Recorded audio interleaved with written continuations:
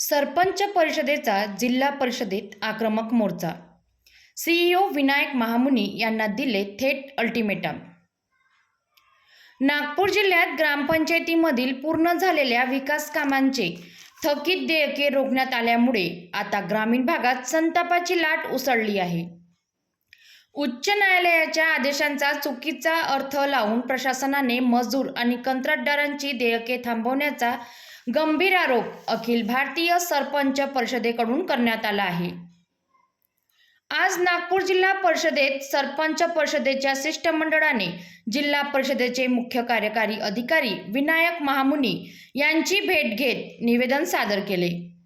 जिल्हाध्यक्ष सुरज पाटील यांच्या नेतृत्वाखाली या शिष्टमंडळाने प्रशासनावर थेट प्रश्न उपस्थित करत न्यायालयाने कुठेही पूर्ण झालेल्या विकास कामांची देयके रोखण्याचे आदेश दिलेले नाहीत असा दावा केला.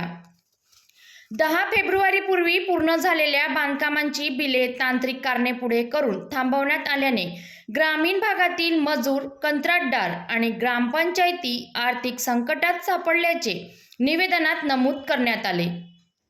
अनेक ठिकाणी मजुरांवर उपासमारीची वेळ आल्याचाही आरोप करण्यात आला.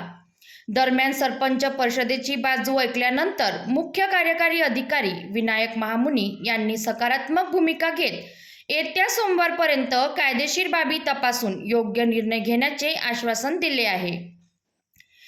त्यामुळे आता ग्रामीण भागाचे लक्ष प्रशासनाच्या पुढील निर्णयाकडे लागले आहे.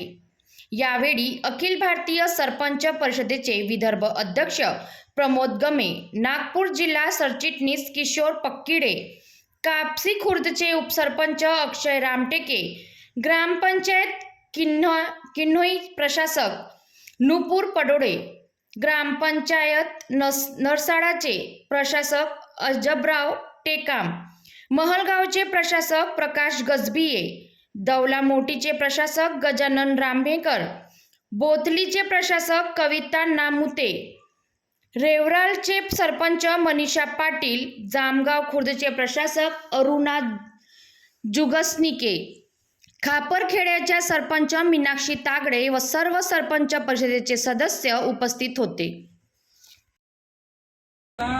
जे नवीन काम धोरणातून विषय ते घेऊ शकत नाही, परंतु आमचा विषय तो नवीन धोरणाचा विषय आहेच नाही. आमचा विषय आहे जुन्या कामांचा. कारण का आम्ही 10 फरवरीच्या अगोदर सरपंच असताना आम्ही जे कामं केली आहेत त्यांचे B1 झाले आहे, MB झाली आहे, त्याच्या सर्व CC झालेली आहे आणि पैसे पडले असून पण आम्ही त्यांना पेमेंट देऊ शकत नाही. आणि गावातील ठेकेदारांचा जे उपोषणाचा प्रश्न आला, आम्ही त्या प्रश्नाला अनुषंगाने कोणी ठेकेदार आम्हाला म्हणजे आत्महत्येची धमकी पण देत आहे.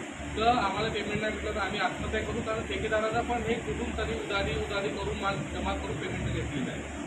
तर त्या अनुषंगाने आम्ही सीओ साहेबांना निवेदन दिलं आहे की आजूबाजूच्या जिल्हा परिषदला त्यांचे पेमेंट काढले आहे. जसं चंद्रपूर झालं, आपलं गोंदिया झालं, मराठवाड्यामध्ये पेमेंट काढले आहे. पण आपल्या नागपूर जिल्ह्यामध्ये हे धपडीचं राजकारण सुरू आहे. व्हिडिओला विचारलं, सीओचं नाव सांगते, सीओ तिकडलं नाव सांगते, म्हणजे आपलं ग्रामविकास मंत्र्याचं. म्हणजे इथं धपडीचं राजकारण सुरू असल्यामुळे इथं पूर्ण विकास कामं थांबले आहे आणि ग्रामपंचायतच्या मोलमजुरावर उपासमारीची वेळ आली आहे. असे होऊ नये म्हणून आम्ही शिवसाहेबांना निवेदन दिलं की आम्हाला 7 दिवसाच्या आधी ते उत्तर द्या, अन्यथा आम्ही कोर्टाचा किंवा इथं मोठं आंदोलन उभारू असे आम्ही त्यांना स्पष्ट शब्दात सांगण्यात आलेलं आहे.